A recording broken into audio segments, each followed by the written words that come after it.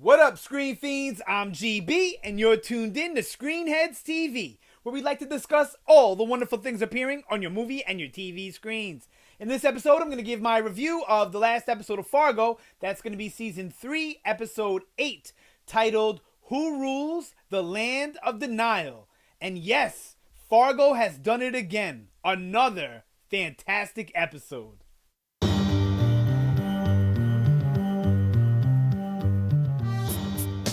Alright, so Fargo does it again with Season 3, Episode 8, Who Rules the Land of Denial?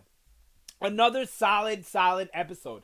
This is probably the first episode of the season where I have one or two little nitpicks, but they're really small nitpicks, and they're only nitpicks in the confounds of Fargo, because I feel like a couple of the writing choices or directing decisions were out of place within the confounds of this season or even the past seasons. But I could just be reaching for that, looking for something negative. I don't know, but I'm not really that type of guy. All right. So, who rules the land of denial? First, we have Nikki struggles to survive. Emmit gets spooked. Cy joins Varga for tea. And then there was a tiny little bit of Carrie Coons in there. Not Nora. I'm sorry. That's leftovers. Gloria. All right. So let's start with Nikki struggles to survive. That was my favorite part of the whole episode. The whole scene was so tense to me. You know, my heart was in my throat. I was really feeling for Nikki and Wrench, hoping that they survive. Really worried about them. There was really bad guys after them, and the situation seemed to be getting worse for Nikki and Wrench. As it played out. You know, one minute you think, all right, well, they're starting to get away, and then you see Yuri gets a bow and arrow, and then you see them in the binoculars. So, you know, it just kept escalating as the episode went. Well, as the scene went, because that was really all played together, which was nice that they didn't jump around with it, because that would have broke the tension, and the tension in that scene was so great. A wonderful job on that. Now, I didn't like a few of the little things in this scene, as they felt like a little bit of lazy writing to me, like the way the chain gets broken. Didn't like. Nikki was a little too mobile on that hurt leg. Didn't like. Let me not jump too far ahead though. So I love them being chased through the woods, and in typical Fargo fashion, you know, we get innocent bystanders who witness things they shouldn't witness, and then they get chased down immediately and killed. We actually get that twice in this episode with the people in the car and then the hunters. And that scene in the beginning, I'm sorry to jump around, I really like too how they show us how the bus accident happens from the last episode, and that it was Yuri, Nemo, and the crooked cop, which I don't think they said the character's name. If they did, I missed it. Played by DJ Qualls, who usually does not play this type of character. So that was really fun.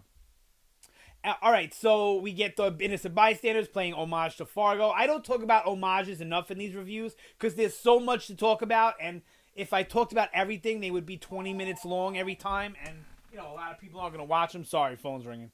So, yeah, that's that.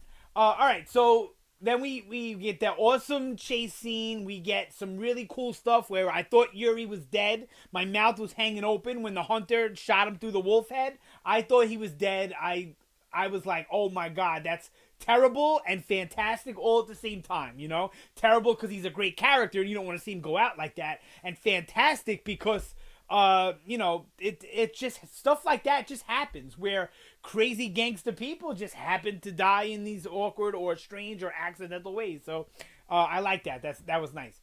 But it wasn't so that was also fun. When they cut off dude's head with the chain, I love that. That was really nice. I wish that they didn't do the breaking of the chain the way they did. I don't know. I just felt like it was weak, I thought. Then we get Wrench and Nikki going to the bowling alley, and this is where it gets a little confusing for me, because I don't really get what was going on with Ray Wise's character. He almost seemed supernatural or like an angel or whatever. Now I get that it was an homage to the Big Lebowski. I get that, and even in that scene, the cowboy that's talking to the dude felt a little like supernatural, otherworldly, and he knew things that maybe he shouldn't have known. So I get that that's what they were going with, but if they don't kind of sort of maybe explain it a little bit, I don't know if I'm okay with that in the confounds of this show. And Big Lebowski was very out there and very goofy like that, and Fargo is out there and goofy too, but not in that same way. So I feel like if Ray Wise's character doesn't get explained or doesn't become a bigger part in the next 2 episodes, that's gonna feel weird to me, that scene. But I did like the way the actress that plays Nikki, Mary Elizabeth Winstead, I like the way she played it, because she played that look of confusion and wonderment and like what's going on. You know, I already said confusion. That's what's going on, right? So, I like that the characters seemed to feel like we did too. And not only did Ray Wise seem out of place and all that, but the cat's name was Ray, and he just knew so much about Yuri when Yuri came in, which was even weirder because he mentioned some woman and Yuri has like a flash of her. Was that Yuri's mother? Was that someone Yuri killed? I know earlier when Yuri kills the one lawyer, he was a Jewish dude. Yuri goes into this thing now. Yuri's a Cossack, and I know that the Cossacks and the Jews, they didn't like each other, or they don't like each other, or the Cossacks just don't like the Jews, or they persecuted them under the rule of Lenin. And we know Varga is a fan of Lenin. He's got a picture next to his desk. So I feel like all of this is going to be connected to that beginning scene from episode 1. So I think the Cossacks and the Jews and that whole conflict that was happening in that part of the world, like the Russia, the Ukraine, is somehow going to play a role in the season with Varga and Pops. I really feel like it's all going to come full circle within the next 2 episodes. I just have no idea how it's going to really piece together. Or maybe it's just as simple as what I said, where it's just those allusions and connections to their beliefs and things like that. I don't know.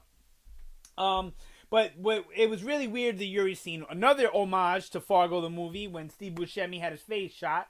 His ears cut off, Yuri's. And, he's like holding it with a napkin, just like Steve Buscemi was doing. That was another scene that, like, struck me as a little odd, when the way Wrench throws the axe. And, I guess good luck for Yuri that Wrench's aim was off that little bit, that he only caught his ear. You know what I mean? And Wrench is gangster. He was raised by Hansi, who we know was, a gangster Native American Vietnam vet who worked for gangsters. So, he had a lot of skills. I'm sure he passed on to Numbers and Wrench. So that makes sense, I guess. I really shouldn't nitpick about that. But I love that whole first scene with Nikki and Wrench. And even the bowling alley, though I didn't understand it, I liked it also. And maybe we'll get it explained, or maybe we won't. In Big Lebowski, they didn't really explain what was going on in that scene. It kind of just happened, and then it didn't happen, It happened and it was over. That's basically it. All right, then let me move on. I'm sorry. Enough about the Nikki and Wrench stuff. It was just my favorite part of the episode. One of my favorite parts of the whole season. My favorite parts of the whole series. Definitely. All right, so then we get Emmett. And from the trailer, I thought that he was just hallucinating all those stamps around him. But apparently he wasn't, and Varga had them put in there. I see what Varga is doing, and I kind of said this, I believe, in either my predictions or my review last week, that Varga is slowly just trying to take over the company. Started with the investment, then it moved in where he was partners, then he became more and more of a partner, and then he moved into the house. He got rid of the well, he didn't get rid of the family, but I believe that he had plans to get rid of the family. It just so happens that Ray and Nikki helped that along, right? So you see the ball escalating to where now they're living in his house, and Ray is like a prisoner to his room. Not Ray, I'm sorry. Emmett is like a prisoner to his room. He's no contact with the outside world, and Varga is running the show completely now, and Varga's making business deals. They own properties that Emmett doesn't even know about now. It's like Emmett is the new partner, or Emmett is the one that knows nothing about the business, or was just brought into the business. So it's really fascinating to see that this season was all about like corporate takeover, and the way Varga did it was just in like the most gangster way you could possibly do it. So Emmett is not in a good place, and we end the episode with Emmett going into the police station and confessing, which is not good news for Varga. and probably isn't good news for anyone at that police station, and definitely not good news for Emmett. So I'm really interested to see where that's gonna head. I have a few ideas. I'll talk about my predictions video. Yeah, so that's really it with Emmett. We just see how Varga is all along. He's been playing him, putting him into a state of mind where he's so vulnerable that Varga has complete control. All right, and let's move on to Sai has tea with Varga. Now, this is one other small complaint I have with this episode. I understand that these characters are not gangsters, so Varga is. So they're very intimidated. They're very meek. Even the guys who are supposed to be tough guys in this world, next to someone like Varga, Yuri, or Mimo, are not tough guys, which is what the position Sai is in, right? He was the fixer. He was the tough guy. And Varga came into town and made him look like straight bitch. Now, I believe Sai is Jewish, and maybe that has to do with why Varga goes so hard at him. But I don't think so, because like I was saying with the whole Cossack and Jewish thing. But maybe that's not it. Maybe it's because he was the tough guy. And in order to get to Emmett, you had to make the tough guy the bitch. And I think that's really more what it's about. But why would Sai, after Varga did the whole wiener in a cup thing, and the way he's just been tormenting Sai, why would Sai even take a sip of the tea? Why wouldn't he just refuse it from the get-go like he did the food? I don't get it. And was Varga trying to kill him? I think so. But because Sai didn't drink enough of the tea, it didn't kill him. It just almost killed him and put him in a coma. I think Varga had every intention of killing Sai there. And I think if he would have ate the food, he would have got killed. If he drank the tea, he would have got killed. No matter what happened, Sai was going to be poisoned at that meeting. It just so happens because he was reluctant to drink it, I guess because of the flavor or whatever, because of what happened with the cup before, or just because of who Varga is, he doesn't take that big of a sip. So that was, it is what it was. I just don't feel personally anybody would have even took a sip coming from Varga. He's got such a weird thing with food. I really wish that was explained too. But, I don't expect to get explanations to every single character quirk. That's not what Fargo is about.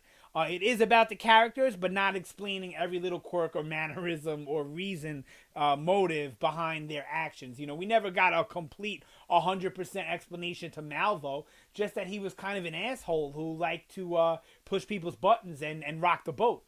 You know what I mean? He was kind of like, he was an agent of chaos, like the Joker from The Dark Knight.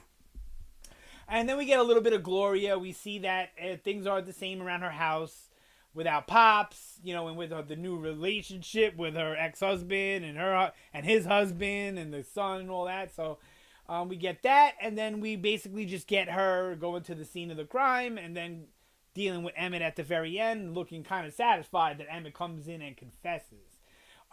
What's he going to confess to? Obviously, he's going to confess to the murder of Ray, which is going to put Nikki on, the free... I don't know how that's going to work, but I know it ain't going to be no happy ending for everybody involved. I know that. So, it's going to be really interesting to see how it plays out. This was another fantastic episode. Wonderful performances all around. The standout of this episode, I'm going to give it to... Nikki was really good. I'm going to give it to Nikki. She was believable. She seemed not out of character. She seemed to still be making pretty smart decisions because she's been a smart character all along. But she's also been a character that has surprisingly been very thoughtful and well thought out. And that also played out in this episode with her relationship with Wrench. And I really hope to see Wrench become a bigger player for the rest of the season. Will he survive? I don't know. He's so far been the only character, to my recognition, that has been in every single season. Even if only small parts in seasons, 1 and 3. He wasn't even that big of a part in season 2 and 3. He wasn't even that big of a part in season 1, though, But this was a good episode as far as action and excitement go. And it really intriguing for the next 2 episodes. There's only 2 left. I'm so sad about that. And then we're going to have to wait probably a little over a year for the next season because Fargo doesn't really release exactly at a year. They've been fluctuating. I believe one season was in the winter and then one season we got in the spring, and then this season I guess was also the spring. So maybe they're gonna stick to that schedule. I mean, we'll get it next spring. But good job, Noah Hawley. Once again, everybody involved in the production. The whole production value of this show is amazing. The cinematography, the way it's shot, the writing, always fantastic. So it's hard to pick anything. This episode, was near perfect. This is almost like a 4.8, 4.9. It's almost, I might even give it a 5.0 in retrospect. Right now, I'm going to stick with a 4.8 out of 5. But in retrospect, I might even give it a little bit more. So really good job all around, like I said. And Fargo, if you're not watching it, which if you watch this video to this point, you should get on it. Fantastic show. Love it. All right, that's it for this one. Sorry, so long-winded today. I just love the episode. There's so much more I want to talk about, and I just can't fit it all in the video. So maybe I'll do another video about it, like a afterthoughts, second review type of deal. I don't know. But sound off down below. Let me know what you thought about the episode. Fargo, Season 3, Episode 8. Let me know what you think about the season, period. Or anything Fargo related whatsoever. I love to talk about this stuff. I'm pretty good at getting back a comment. So if you drop them down there, I will reply to them 99% of the time. I should say 99.9% of the time. So thank you so much for watching. Always appreciate it. You guys have a fantastic day. And I will see you next time.